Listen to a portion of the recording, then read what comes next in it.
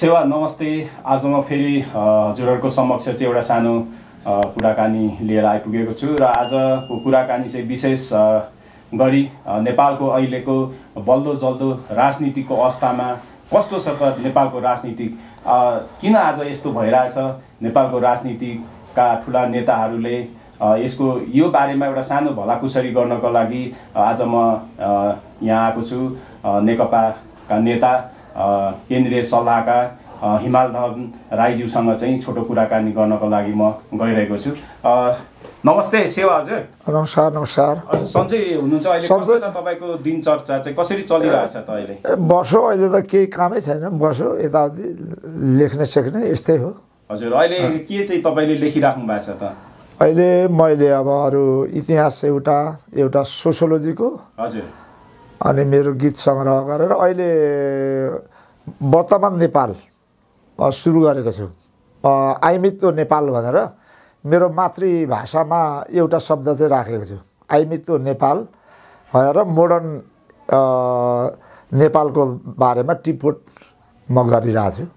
अब त्यो तपाईँको अहिले साहित्य त्यो किताबलाई छोडेर चाहिँ अब यो अहिलेको देशको परिस्थितितिर अलिकति कुरा गरौँ। के भने यो अहिले अब यो परिस्थितिमा नेपाल सरकार अहिलेको जनताले चाहिँ 2/3 दिएर राखेको एउटा बनेको सरकार, जनताले विश्वास गरेको सरकार, तर यो सरकार आफैमा चाहिँ अलिकति अहिले के चिलो पिचिलो अलिकति तछार मछार भइरहेको छ। यो चाहिँ खास के कारणले यस्तो भइरहेछ त? यो मुख्य दुईटा कारण छ मणिबाबु। एउटा कारण हो जनताप्रति समर्पित हामी छैनौँ। कम्युनिस्ट मात्र होइन, व्यवहारले के पुष्टि गर्यो भने काङ्ग्रेस पार्टीका पनि र हामी कम्युनिस्ट पार्टीका पनि सबै जनताप्रति समर्पित रहेनछौँ। अर्को कुरो, नीति सिद्धान्तविहीन हामी अँध्यारोमा हिँड्नु खोज्ने, यो दुईटा कारणले गर्दाखेरि झगडा भइरहेको छ। अर्को पक्ष के हो भन्दा नेपाली जनता कम्युनिस्टहरूसँग लालच छ, यिनीहरू साँच्चीकै हाम्रो सेवा गर्छन्, हाम्रा मान्छे हुन् भनेर जिताएकै हुन्, तर हामीबाट जो भनियो, जो लेखियो त्यो अनुसारको हामी गर्न चाहेनौँ अथवा अलमलमा पर्यौँ। यो यिनै कारणले गर्दाखेरि आज बिना नीति सिद्धान्त अँधेरोभित्रको झगडामा हामी फँसेका छौँ।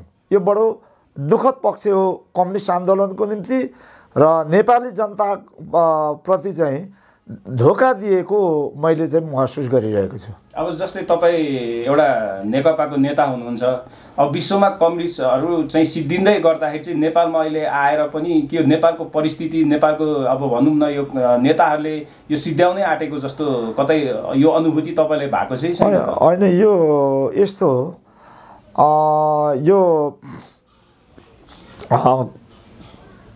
समाजको विकासको नेमलाई नबुझ्नेहरूले चाहिँ कम्युनिस्ट सकिने अवस्थाको भन्ने कुरा मात्रै हो।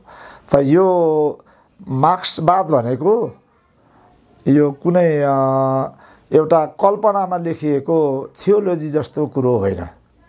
यो नेपाली समाज मात्र, विश्व यो समाज चाहिँ विकास हुँदै कुन अवस्थाबाट कुन अवस्थामा जान्छ, गइरहेको छ, के कारण हुन्, यसको सही ठोस व्याख्या मार्क्सले गरेकोले नै मार्क्सवाद चाहिँ एउटा वैज्ञानिक एउटा जीवन दर्शन बनेको हो।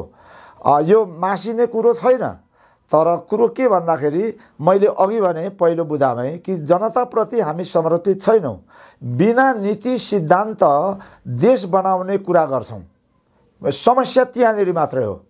तर जनताले चाहिँ के भनेको छ हामीलाई भन्दा तिमीहरू अरूभन्दा एउटा सक्षम र सबल र असल छौ भनेर हामीलाई, हो तपाईँले भने जस्तै बहुमत त्यही पनि 2/3 हामीलाई दिएको हो जनताबाट। तर हामीले यो कुरोलाई बिर्सिरहेको छौँ, भुलिरहेको छौँ र जनताप्रति गद्दारी गरिरहेको छौँ, त्यसकै परिणाम चाहिँ झगडा हो। र कम्युनिस्ट आन्दोलन, मार्क्सवाद, फेलर भन्ने कुरो त लफङ्गा उपभोक्तावादी चाहिँ पुँजीवादीहरूको हो हल्ला, यथास्थितिवादी यो विचारकहरूको हो हल्ला मात्र हो। यो मार्क्सवाद भनेको वैज्ञानिक विचारधारा हो। हामी रहौँ नरहौँ यो एउटा सशक्त रूपमा समाजको व्याख्या गर्ने जीवन दर्शन हो। उसो पनि भनेपछि तपाईँले यो मार्क्सवादीको चाहिँ सिद्धान्त चाहिँ यो नेपालका कम्युनिस्टहरूले चाहिँ अलिकति अध्ययन अनि उसको विचार चाहिँ नलिएको देखियो नि त, त्यसो भन्नु होइन? अध्ययन त गरेका छन् साथीहरूले, मभन्दा धेरै अध्ययन गर्ने, धेरै बुझेकाहरू छन्, तर व्यवहारमा ल्याउन त्यही त मैले भने। दोस्रो बुझामा भने हामीले नेपाली जनताप्रति गद्दारी गरिरहेको छौँ, बुझेर बुझ पचाएको छौँ अथवा ढङ्ग नपुर्याइरहेको अवस्था हो। दुईटा कारणले एकले अर्कालाई धोका दिन्छ, जनतालाई धोका दिने कि त पढो नबुझेर, दोस्रो कुरो बुझेर पनि बुझ पचाउने। त तेस्रो कुरो के छ भन्दाखेरि 200-300 वर्ष अगाडिदेखि बनेको ब्युरोक्रेसी हो नेपालको। त यसको व्यवहारमा, चिन्तन, नीति सिद्धान्तमा हामीले परिवर्तन गरेकै छैनौँ। हामीले जति पनि परिवर्तनको विविध आन्दोलन गऱ्यौँ विगतमा, त सांस्कृतिक रूपमा फेरबदल, सोचाइमा, व्यवहारमा परिवर्तनको निम्ति कुनै कामहरू गर्न सकेनौँ। सम्झौतामा टुङ्गियो। जस्तो अब 7 सालको क्रान्ति नै भन्नुहोस्, सशस्त्र क्रान्ति वर्गनीयबाट घोषणा उद्घोष गरिएको बीपीबाट, त्यो पनि दिल्लीमा नै टुङ्गिन पुग्यो सम्झौतामा।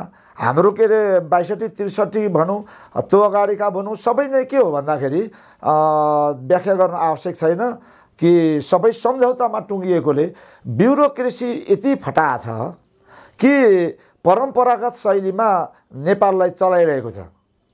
छोटकरीमा भन्नुहोस् न, नेपालका ब्युरोक्रेसीका हाकिमहरू जनतालाई दास ठान्छ। अस्ति मात्र त्यहाँ म यस्तो एउटा काममा गएको थिएँ सिडिओ कार्यालयमा, अलिकति कमजोर लुगा लगाएको नेपाली नागरिकलाई हाकिमले किन आएको, आज चाहिँ नै भने आऊ, पर्सि आऊ भनेर ऊ मालिक जस्तो, दास जस्तो चाहिँ जनतालाई हप्काइरहेको। त्यो त माथि नै केन्द्रमै देख्यो नि त त्यस्तो दास तत्त्व त होइन। मैले भनेको यो हो कि हाम्रो कुनै रूपान्तरण हुन सकेन, ब्युरोक्रेसीमा रूपान्तरण हुन सकेन। अब घुसखोरीको कुरा गर्नुहोस्, कमिसनको कुरा गर्नुहोस्, सबै व्यवस्थापन कसले गर्छ? यो ब्युरोक्रेसीका मान्छेहरूले गर्छ। यो हाम्रा मन्त्रीहरू त के भन्दा निमित्त प्रधान मात्रै हुन्। कतिपय त आफ्नो मन्त्रालयको विषयमा जानकारी छैन, दुःखको कुरो। यो नाम भनौँ भने त्यहीँ जान्ने भएर उफ्रन्छन् बिचरा मेरा कमरेडहरू। अब त्यसकारण यो हरिबिजोग भएको त के हो भन्दाखेरि यो बेइमानी, ज्ञानरहित र यो ब्युरोक्रेसी के गर्दैछ, कस्तो अवस्थाको भन्ने कुरो नथाहा पाइकन यो हामी जुन कुर्सीमा बसेको हौँ त्यहीबाट नै धोका जनताले पाइरहेको अवस्था हो। भनेपछि अहिलेको माथि बसेकाहरू कम्युनिस्टहरू चाहिँ ब्युरोक्रेसीको के गर्छ त्यो पनि ज्ञान छैन र मार्क्सको सिद्धान्त विचार पनि उनीहरूकोसँग ज्ञान छैन भनेपछि त्यो आफ्नो खुसीले गरिरहेको होइन। ज्ञान छ, मार्क्सवाद त पढेका छन्, कमी छ हामीमा। एक अर्को कुरो ब्युरोक्रेसीले जे गर्छ दस्तखत गरेर बस्ने। ब्युरोक्रेसी त च्याम्पियन छ। यो ब्युरोक्रेसी त हामी काङ्ग्रेस कम्युनिस्टले बनाएको ब्युरोक्रेसी होइन। यो तानाशाह अहिलेको यो सरकारै फेल भइसक्यो भने यो सरकार फेल भएको छैन। के भन्दा ढङ्ग नपुर्याएकोले यो सरकारले अलिअलि हन्डर खानु परेको छ। फेल चाहिँ के हुन्थ्यो भन्दा 2/3 यदि प्राप्त नभए झिनो मतले चाहिँ कुर्सीमा बसेको फेलरै हुन्थ्यो। तर बहुमतमा चाहिँ नि यिनीहरूलाई हामीलाई चाहिँ अधिकार दिएको हुनाले गर्ने ढङ्ग नपुगेको हो। 5 वर्षसम्म हामीले गर्न पर्ने, अब बाँकी 2.5 वर्ष गर्ने। बहुमतको डम्ब भएको हो कि अलि होइन? बहुमतको डम्ब होइन, यो चाहिँ त्यो नबुझ्ने विरोधी गरेको, हामीसँग नलेजको कमी। अर्को कुरो ब्युरोक्रेसीले कसरी घुमाउँदैछ त्यो थाहा नभएर हो। त्यो आधारमा चाहिँ हाम्रो फेलर भए जस्तो हो। तर फेलर छैन यो, किनभने यो पुरानो आधारमै चल्ने भनेर हामी जुन डुङ्गामा चढेका छौँ त्यही अनुसारको यो डुङ्गा हिलिरहेको छ। त्यो दायाँ बायाँमा जाने कुरो हामीसँग नभएको, त्यसैमा जाने सम्झौता त्यसैमा जाने भएकोले अब यो फेलर जस्तो देखिएको फेलर चाहिँ छैन। तर अलिकति माथि नेताहरूको झगडाले गर्दा फेलर भएको हो कि जस्तो पूर्वगण्डा हल्ला छ। अहिलेको परिस्थितिमा अब देश यस्तो विश्व छोडौँ हाम्रै देश यस्तो अब कोरोना भाइरसले गर्दा तहस नहस भइरहेछ। अब बर्खाको बेला बाढी पहिरोले नेपाली जनताहरूको मृत्यु अकालमा भइरहेछ। अब यो बेला पार्टी राम्ररी एकता पनि भएको छैन। 1 वर्ष नभए पार्टी त फुट्ला जस्तो भइसकेको छ त। पार्टी हाम्रो अहिले फुट्दैन। यदि के अरे दुर्घटना नै भयो भने पनि केहीजना के अरे बाहिर जालान् भित्र आउलान् त्यो कुरो हो। किनभनेदेखि आधार के हो भन्दा आम जनता यो यस्तो चाहँदैन कम्युनिस्ट पार्टी फुटेको। दोस्रो हाम्रो जति पनि के अरे नेता कार्यकर्ता छ अधिकांश भनौँ न 99% चाहिँ फुटप्रति विश्वास गर्दैनन्। त्यही हो साधारण आधार हो कि फुट्दैन भन्ने कुरो। र कि त सडकमा त आउँछ नि। अब सडकमा त के अरे अब ती हाम्रा भाइहरू यसो जुलुस सुलुस गर्छन्, एकले अर्का नेतालाई गाली गर्छन्। अब नेताहरूलाई किन गाली गर्दैछु विचेतमा उहाँहरू जो हुँदैछ उहाँहरूको त्यो टोटल के अरे गल्ती छ। त्यो गल्ती यो मलाई के अरे थाहा छैन। किनभने म नेताहरूलाई भेट्ने भनेको केही नेतालाई फोनबाट भेट्ने हो, म धाइ हिँड्दिनँ।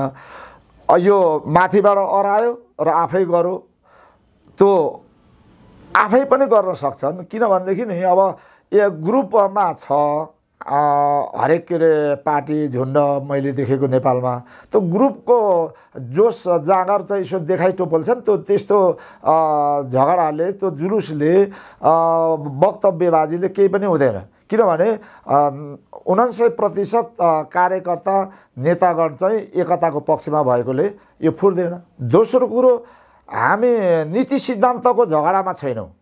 त्यो नीति सिद्धान्तको झगडामा नेपाललाई कसरी ड्राइभ गर्ने, नेपाली जनतालाई सुखभोग कसरी गराउने भन्ने सिद्धान्त नीति आदिमा झगडा भएको त्यो फुट्नु पनि सक्थ्यो। हाम्रो भनेको अहिले अब साधारण रूपमा अब एकजना अध्यक्षज्यू हाम्रा प्रधानमन्त्री हुनुहुन्छ केपी कमरेडले अलिक ढङ्ग पुर्याउनु भएन भन्ने कुरा मात्रै हो कि। उहाँले पनि सबैको सल्लाह अनुसार म ढङ्ग पुर्याउँछु, म सही ढङ्गले अब काम गर्छु, तपाईँहरूको सरसल्लाहमा लिखित कुरामा म मानेर अगाडि बढ्छु भनेर भन्यो भने सकियो मामला।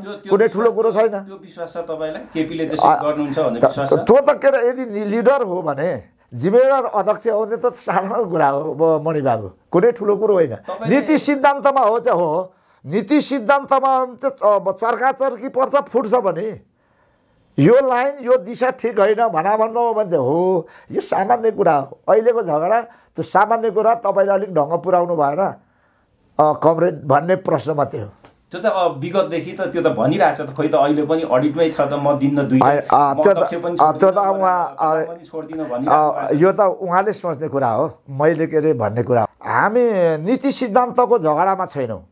त्यो नीति सिद्धान्तको झगडामा नेपाललाई कसरी ड्राइभ गर्ने, नेपाली जनतालाई सुखभोग कसरी गराउने भन्ने सिद्धान्त नीति आदिमा झगडा भएको त्यो फुट्नु पनि सक्थ्यो। हाम्रो भनेको अहिले अब साधारण रूपमा अब एकजना अध्यक्षज्यू हाम्रा प्रधानमन्त्री हुनुहुन्छ केपी कमरेडले अलिक ढङ्ग पुर्याउनु भएन भन्ने कुरा मात्रै हो कि। उहाँले पनि सबैको सल्लाह अनुसार म ढङ्ग पुर्याउँछु, म सही ढङ्गले अब काम गर्छु, तपाईँहरूको सरसल्लाहमा लिखित कुरामा म मानेर अगाडि बढ्छु भनेर भन्यो भने सकियो मामला। कुनै ठुलो कुरो छैन। त्यो विश्वास छ तपाईलाई केपीले त्यसो गर्नुहुन्छ भन्ने विश्वास छ? त्यो त के अरे यदि लिडर हो भने जिम्मेदार अध्यक्ष हो भने त साधारण कुरा हो मणिबाबु, कुनै ठुलो कुरो होइन। नीति सिद्धान्तमा हो चाहिँ हो, नीति सिद्धान्तमा चर्काचर्की पर्छ फुट्छ भने यो लाइन यो दिशा ठिक होइन भन्नु हो भने चाहिँ हो, यो सामान्य कुरा हो। अहिलेको झगडा त्यो सामान्य कुरा, तपाईँले अलिक ढङ्ग पुर्याउनु भएन कमरेड भन्ने प्रश्न मात्रै हो। त्यो त अब विगतदेखि त त्यो त भनिरहेछ त, खोइ त अहिले पनि अडिटमै छ त म दिन्न दुई यो त उहाँले सोच्ने कुरा हो, मैले के अरे भन्ने कुरा होइन होइन। एउटा सल्लाहकार भएर केन्द्रको एउटा सल्लाहकार भएर तपाईँहरूले यस्तो सल्लाह दिनुहुन्छ कि उहाँलाई सल्लाह दिँदा पनि तपाईँहरूको सल्लाह सुन्नु हुँदैन कि कस्तो कस्तो व्यक्तिको चाहिँ सल्लाह सुन्नुहुन्छ? अनि मैले चाहिँ केही महत्त्वपूर्ण नेताहरूलाई फोनबाट मैले भनिसकेको छु, सल्लाह मानुन् नमानुन् दुईटै पदबाट हटाउने कुरो हुँदैन। त्यसकारण उहाँलाई अब अलिक के अरे शारीरिक रूपमा पनि अहिले बिसन्चो भएकोले पार्टी अध्यक्षको जिम्मेवारीबाट हटाएर अब यता सिंहदरबारको काममै चाहिँ उहाँलाई दिँदा हुन्छ भन्ने मैले चाहिँ नि सल्लाह दिइसकेको छु। अब त्यो मेरो सल्लाह मान्नै पर्छ भन्ने पनि छैन, मैले लागेको सल्लाह त्यो हो। अब यहाँ चाहिँ अब कुरा विभिन्न कुरो आउँछ, त्यो विभिन्न कुरो बिचमा रोडाको मचाएर अगाडि बढ्नु अहिलेको अवस्थामा फाप हुँदैन। भनेपछि यो अहिलेको तपाईँहरूको जुन सल्लाहकार हुनुहुन्छ, केन्द्रको सल्लाहकार, प्रधानमन्त्रीको सल्लाहकार होला हैन, अध्यक्षको सल्लाहकार होला, अब सल्लाहकारको चाहिँ त्यति कुरा नसुनेर अहिले चाहिँ अलिकति यो थमथमाको चाहिँ चीनको दूतावासले चाहिँ अलिकति अहिले साम्य गर्नु खोजिरहेछ भन्नेतिर सुनिन्छ।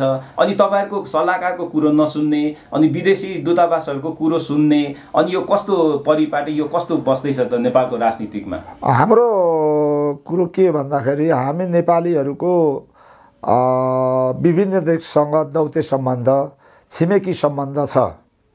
जस्तो चीन, भारत, अमेरिका, जर्मन, रुस, विभिन्न भनौँ न राष्ट्रसँग छ। त मित्रहरूले सधैँ नै असल मित्रले असल सुझाव दिन्छन्, त्यसमा कुनै दबदबाव त्यो कूटनीतिक मर्यादा विपरीत भनेर हामीले सोच्नु हुँदैन। जस्तो अब नेपालमा राजनीतिक उथुलपुथुल भयो भने अब इन्डिया अथवा चाइनाको दूतावासलाई भेट्ने, उहाँकोमा जाने, यो त परिपाटी भेटघाट थियो न। तर हिजो आज जब यो कुरा उठेपछि चाहिँ चाइनाको एम्बासीसँग चाहिँ एकदम नजिक भइरहेछ नि त नेकपा। यो कुरो गलत हो। यो चीनलाई, भारतलाई दोष दिनु, चलखेल गरौँ, विदेशी शक्तिले भन्नु, त्यो गलत हो। म यो पक्षमा छैन। बजारमा म सुन्छु, राजनीतिक बजारमा, चिया दोकानमा, यो मिडिया भनेको नेपालको म चिन्छु। कुन हैसियतका नेपालका मिडिया हुन् मलाई राम्ररी थाहा छ है। अहिले किन भन्नु बेकारमा छुचो। हाम्रो गल्ती छ।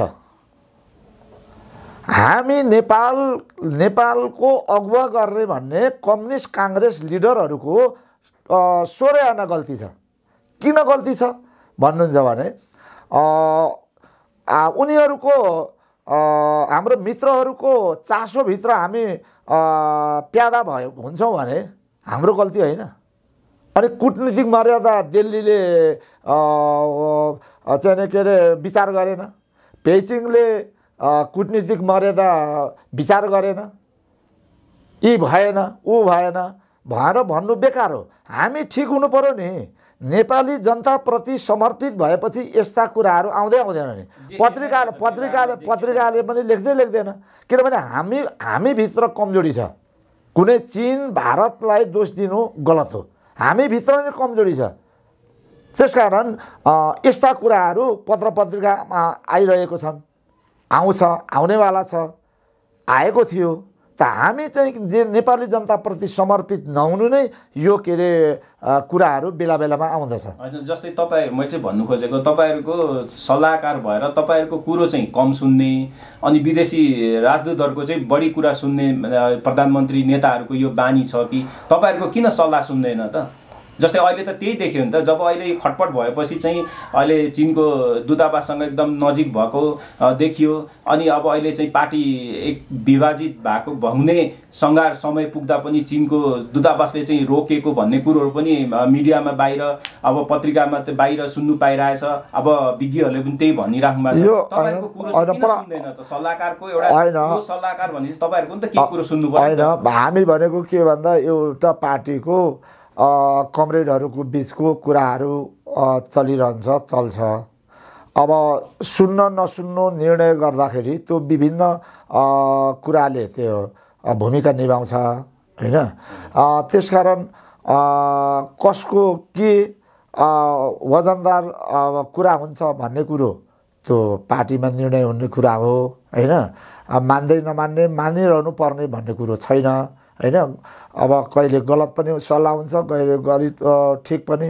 तर अहिलेको अवस्थामा पार्टी फुटाउनु भनेको जनताप्रति ठुलो विश्वासघात गर्नु अपराध हो। त्यो कुरोमा सबै हाम्रा जिम्मेदार नेताहरू सजग सचेत छन् र जे जति हल्ला भए पनि पार्टी फुट्दैन भन्ने मलाई पूर्ण विश्वास छ। फुट्न दिन्नौँ, यो हाम्रो अठोट हो। अनि कसरी तपाईँले चाहिँ पार्टी फुट्दैन भने तपाईँको विचारमा तपाईँले चाहिँ के उदाहरण? होइन, मैले अघि भने नि प्रश्न भइसकेको छ। नीति सिद्धान्तको आधारमा चाहिँ झगडा भएको भए त्यो विभाजन पनि हुन्थ्यो, तर अलिक तपाईँले ढङ्ग पुर्याउनु भएन भन्ने आधारमा थियो कि यहाँनिर नीति सिद्धान्त भनेको नि मणिबाबु, अब शिक्षामा के नीति सिद्धान्त आधारमा लन्च गरेर देशलाई उठाउने त? शिक्षा क्षेत्रमा, कृषिमा के, होइन, बेरोजगारी यो युवालाई के, होइन। अब यो कुनै चाहिँ नि यो त्यस्तो गम्भीर विषयमाथिको छलफलै होइन हाम्रो पार्टीमा, न त काङ्ग्रेसमै, प्रतिपक्ष हाम्रो काङ्ग्रेस दलमै छ त्यो कुरो। खालि के भन्दाखेरि तपाईँले ठिक ढङ्गले गरिरहनु भएको छैन भन्ने कुराको मात्रै के यो छलफल हो। अब दुईटै पद नछोड्ने भयो भने चाहिँ के हुन्छ त? आगामी दिनमा कसरी जान्छ त? प्रधानमन्त्री पनि म लिन्छु, पार्टी अध्यक्ष पनि मै लिन्छु, होइन उहाँ अब होइन हाम्रो अब केपी कमरेडज्यू जो अध्यक्षज्यू हुनुहुन्छ उहाँ चाहिँ नि बच्चा होइनन्। अब उहाँले कुरो बुझ्नुहुन्छ। कुनै न कुनै निकासमा दुईटा अध्यक्षको लगातार छलफल चलिरहेको निकास निस्कन्छ। निकासविहीन त कुनै समस्या हुँदैन यो दुनियाँमा। यो निकास अहिले नै, यो यस्तो परिस्थितिमा यो निकास अहिले नै निस्किनु नसक्नु र यो परिस्थिति अहिले यसरी डामाडोल भएको बेलामा यो राजनीतिक चलखेल बढ्नु त यो त राम्रो मेसेज त जाँदैन नि त। राम्रो त अवश्य भएको छैन, राम्रो त भएकै छैन। अघि तपाईँले प्रश्न गर्नुभयो नि, यो कोरोना भाइरसको महामारीको बेलामा तपाईँहरू झगडा गर्ने, यो त के अरे राम्रो होइन। अब यो कोरोना भाइरसलाई अब रोकथामको निम्ति पनि ढङ्ग पुगेन, यही न हो ढङ्गको म कुरो गरिरहेको छु। जब जेरो अवस्थामा हुँदा लकडाउन भयो, अहिले फैलिरहेको बेला खुला भयो, अहिले चाहिँ लकडाउन गर्नुपर्छ। त्यो बेला जेरो अवस्थामा हुँदा लकडाउन गर्नु नहुने थियो। बच्चाहरूको पढाइ 2 महिना खत्तम भएको छ। आर्थिक अवस्था हाम्रो मात्रै होइन, आर्थिक अवस्था अब दुनियाँकै अब तहस नहस भयो यो महामारीले। यो ढङ्ग नपुगेको हो। मेरो चाहिँ दृष्टिकोणमा हाम्रो अहिले पार्टीमा चाहिँ जो कुरो छ ढङ्ग, नीति सिद्धान्तको कुरो हुँदैन, ढङ्ग नपुगेको विषयमा चाहिँ छलफल हो। यो साधारण कुरो भएकोले यो समाधान हुन्छ, पार्टी फुट्दैन। तपाईँ पुरा विश्वास हुनुहुन्छ? म त विश्वास नि, म त अब 19 वर्षको उमेरदेखि हिँडिरहेको छु कम्युनिस्ट आन्दोलन। मलाई त धेरथोर त के अरे सबै कुरो थाहा छ। 19 वर्षमा हिँड्नुभयो होला, तर पार्टी फुट्ने भनेको नीति सिद्धान्तको आधारमा। अब त्यो भएकोले हाम्रो नीति सिद्धान्तको छलफलै होइन है। खालि तपाईँले अलिक ढङ्ग पुर्याउनु भएन के अरे केपी कमरेड भन्ने मात्रै हो। त्यो अब त सोझिन्छ कुरो, मिल्छ। विभाजन हुनुमा नहुनुमा चीनको दूतावासको हात छैन यसमा। त्यो मित्र राष्ट्रहरूको हो, चाहे दिल्लीको होस् चाहे पेइचिङको होस्, हामी मित्रप्रति हामी पनि शुभेच्छा के अरे होइन सल्लाह दिन्छौँ। त्यो सल्लाह दिनु लिनु होइन, दबाब होइन, त्यो एउटा केवल सद्भाव मात्रै हो।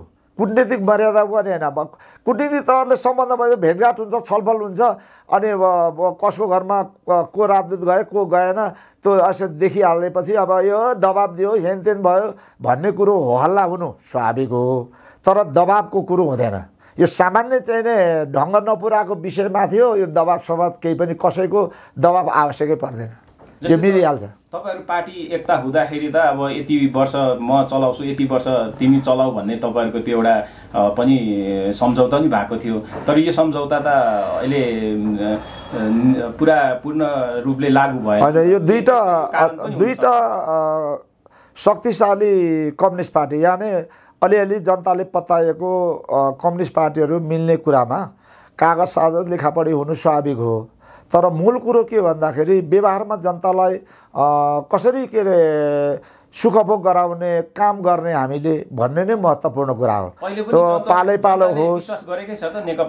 नेकपालाई विश्वास जनताले नेकपालाई विश्वास गर्छन्। तर अहिलेको हाम्रो क्रियाकलापले गर्दाखेरि जनतामा यो के हो यस्तो भन्ने प्रश्न के अरे उठेको छ। तर जनताको सेवाको निम्ति कुनै लेखापढी नगरे पनि हुन्छ, मेरो चाहिँ भनाइ। शर्त चाहिँ के हो त भन्दा जनताको सेवा गर्ने, निस्वार्थ रूपमा जनता जस्तो खान्छ जस्तो लाउँछ त्यस्तै लाउने खाने आधारमा उनीहरूसँग साथमा रहेर काम गर्ने भन्ने कुरा नै कम्युनिस्टको कुरो हुन्छ। कम देखेको छ। तर चाहिँ हामी ती कुराबाट केही चिप्लिएको अवस्थामा भएकोले तपाईँले भने जस्तो प्रश्नवाचक चिन्ह चाहिँ अहिले लागेको छ हामीप्रति। यो कुरो चाहिँ सही हो मणिबाबु। सानातिना कामहरू भइरहेछन्।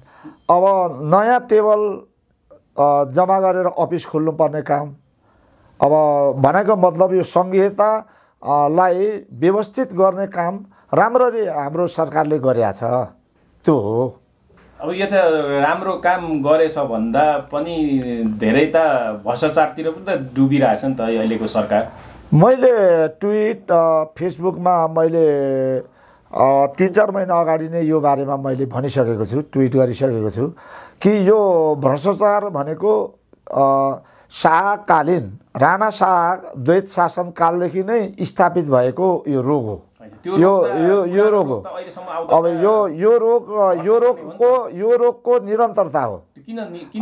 मैले अघि भने नि तपाईको अगाडि नै मैले भनिसकेँ कि यो पुरानो ब्युरोक्रेसी को जुन चङ्गुलभित्र नेपाल चलिरहेको छ त्यो चाहिँलाई ठिक तह लगाउने काम नेपालमा भएको छैन कि। अर्को एउटा धक्का चाहिन्छ अथवा यहाँ सांस्कृतिक के अरे परिवर्तनको धक्काहरू जनताबाट नदिकन नभएको अवस्था छ। त्यही कारण यो निरन्तरता मात्रै हो।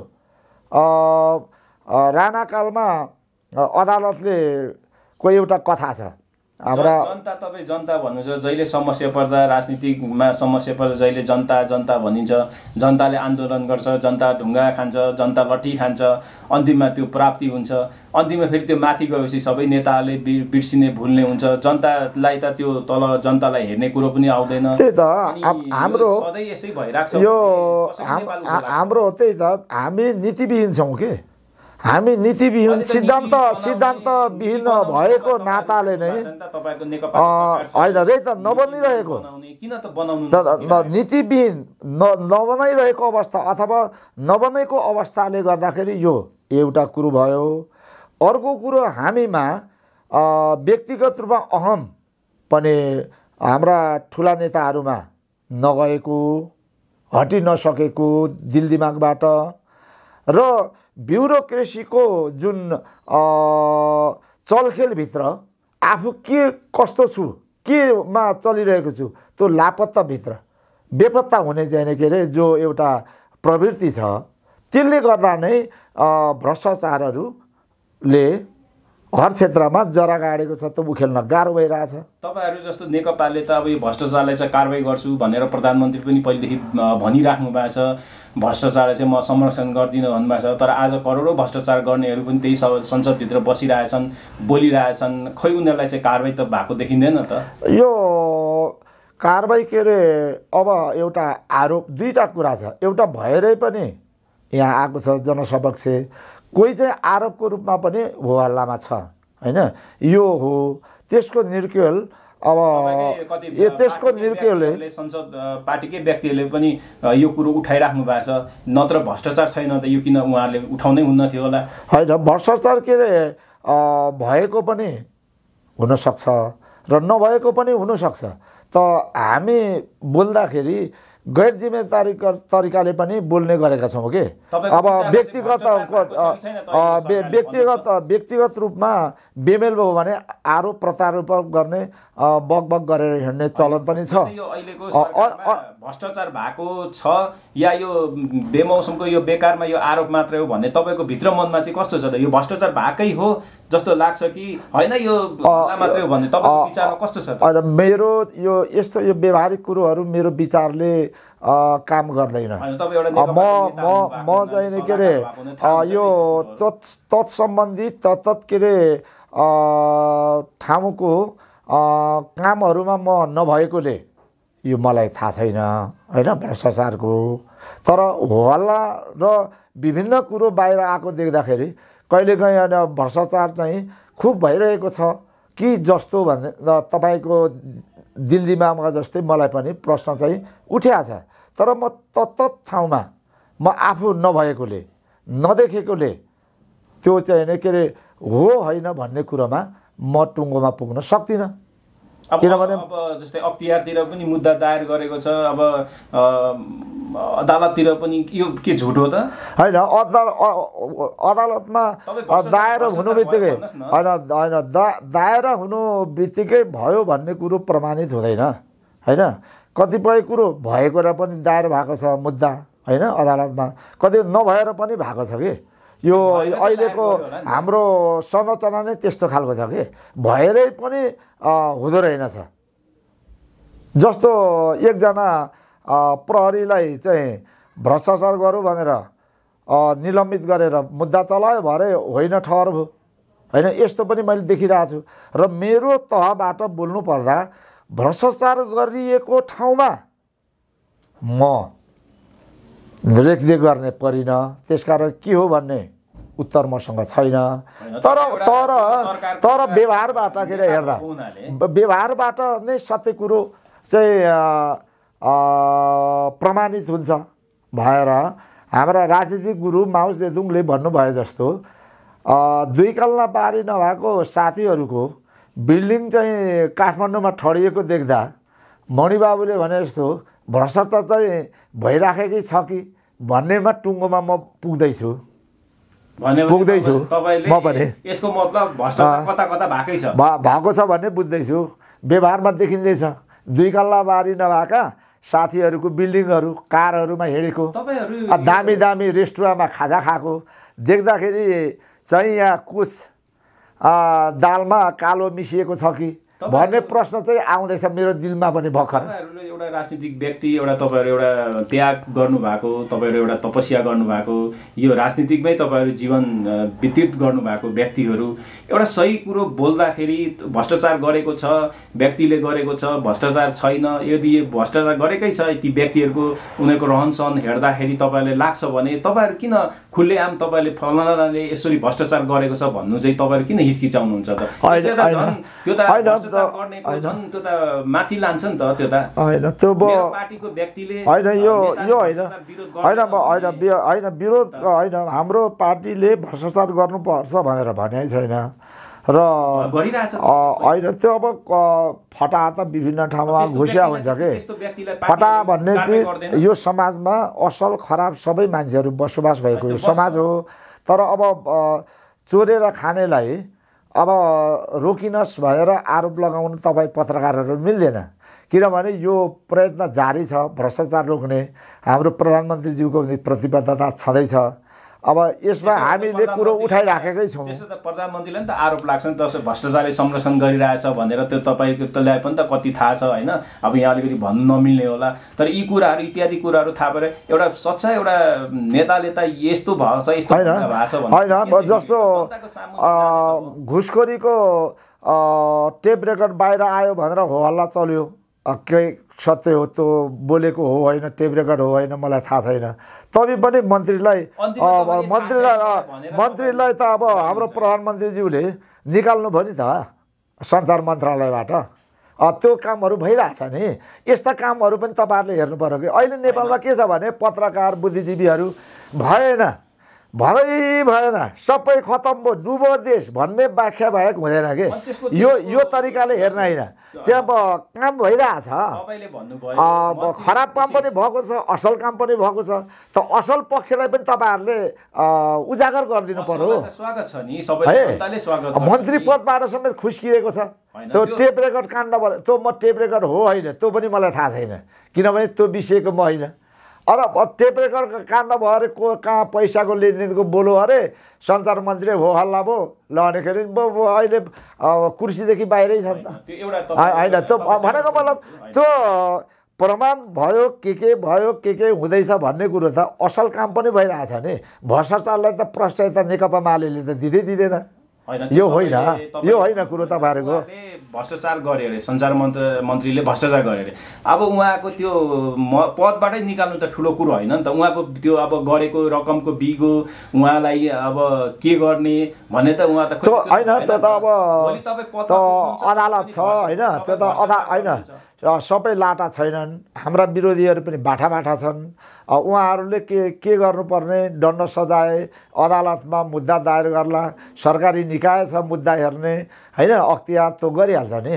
त्यो त अब तुरुन्तको तुरुन्त हुँदैन। जे होस् त्यो टेप रेकर्ड काण्ड भयो अरे भनेको भरमा मन्त्री पत्ता गयो, मन्त्री पत्ता गयो।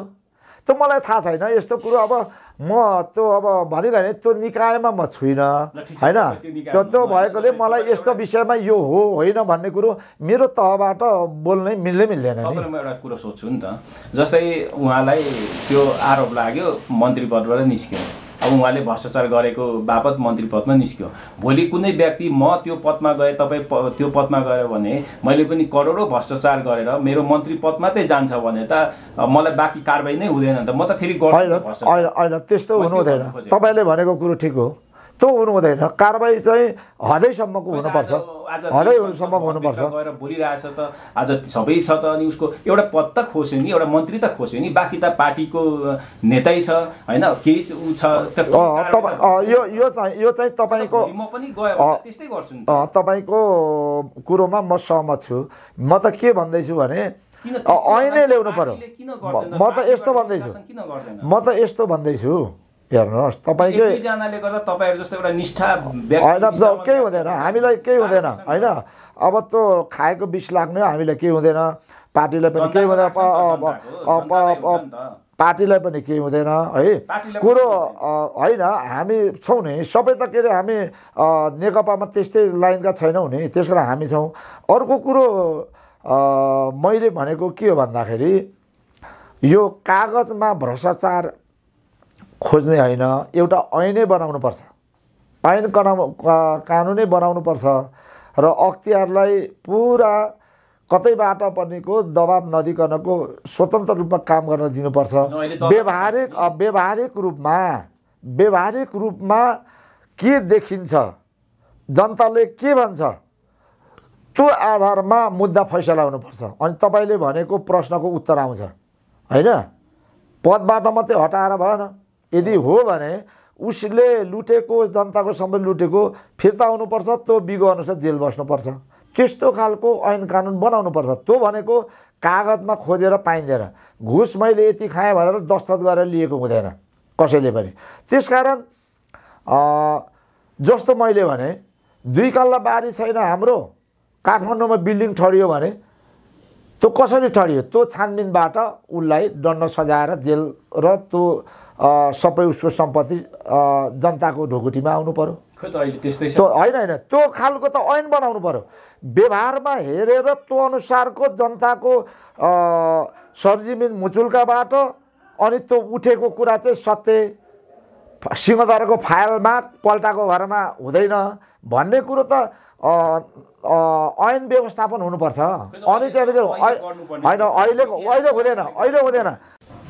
जस्तै अब यो अब समयले पनि हामीलाई निकै लामो भइसक्यो। तपाईँले एउटा जाँदा फेरि म के सोध्नु चाहन्छु भने अहिलेको तपाईँहरूको नेकपाको सरकार, अहिलेको 2/3 जनताले दिएको म्यान्डेट, जनताले विश्वास गरेर दिएको, तपाईँहरूको पार्टी एकीकरण भएको, पार्टी एकीकरण भयो भने कतिले जिम्मेवारी पाएको छैन, कति त्यतिकै बसिराख्नु भएको छ भनेपछि अहिले मिलेर जाने दुईटै पार्टी एक आपसमा मिलेर गएर एक भयो भने यो जनता, हामी नेपाली जनता, हामी सबैलाई पनि यो फाइदा कुरो छ, एकदम देशलाई पनि राम्रो होला होइन। तर तपाईँको अहिले पार्टीमा यो चलखेल बढेको देख्दाखेरि चाहिँ जे होस् तपाईँको विचारमा पार्टी फेरि विभाजित हुँदैन? पार्टी विभाजित हुने कुरै भएन नि। कुन आधारमा विभाजित हुने?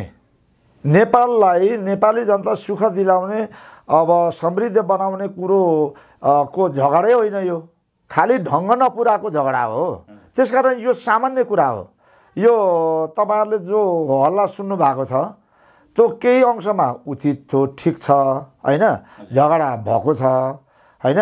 तर यो सामान्य चाहिँ नै झगडा हो, अब एउटा नीति सिद्धान्तको होइन। एउटा मेसेज त गयो नि त जनता, आम पब्लिक जनतामा के मेसेज गयो भने पार्टी फुट्नु आँटेको थियो, तर चीनको राष्ट्रपतिले चाहिँ चीनको दूतावासले चाहिँ एम्बासडरले चाहिँ जोडाइदियो नफुट भन्ने एउटा त्यो त मेसेज त गयो नि त आम पब्लिकमा। होइन त्यो होइन, यो राम्रो कुरो नि, राम्रो कुरोमा सफा सुग्घर गर्ने कुरोमा असल कुरोमा शत्रुले नै भनेको कुरो पनि मान्नुपर्ने हुन्छ होइन। चाहे भारतले भनोस्, चाहे चीनले, चाहे अमेरिकाले असल कुरो छ भने मान्नु राम्रो कुरा हो, कुनै त्यो खराब कुरो होइन। तर हामीभित्र जो खराबी छ होइन, सामन्त चिन्तनको जो अहम छ त्यो नै के हो भन्दाखेरि मुख्य के अरे हाम्रो पार्टीभित्र भूमिका निभाइरहेको छ कि त्यो कुरोलाई कसैले सहयोग गर्छ भने त्यसलाई नाइनास्ती गर्न, त्यो फटाहा कुरा हो भनेर प्रोपोगन्डा गर्न पत्रिकामा आवश्यक छैन, यो मेरो चाहिँ भनाइ। त्यही कारण हाम्रो पार्टी फुट्दैन, ढुक्क हुनुहोस्, फुट्नेवाला छैन। मेरो कुरो राख्न दिनुभएकोमा यहाँहरूलाई पनि धेरै धेरै धन्यवाद छ। हस् त, उहाँसँगको यो एउटा सानो भलाकुसारी एउटा कुराकानी, एउटा अहिलेको यो परिस्थितिको बारेमा छोटो उहाँसँग जानकारी लिने मौका उहाँले उपलब्ध गराउनु भएकोमा उहाँलाई धेरै धेरै हार्दिक धन्यवाद ज्ञापन गर्दै आजको लागि म बिदा लिन्छु। हवस् त, क्यामेरामा हाम्रो चामलिङ राई भाइलाई धन्यवाद सहित बिदा लिनेछु। हवस् त।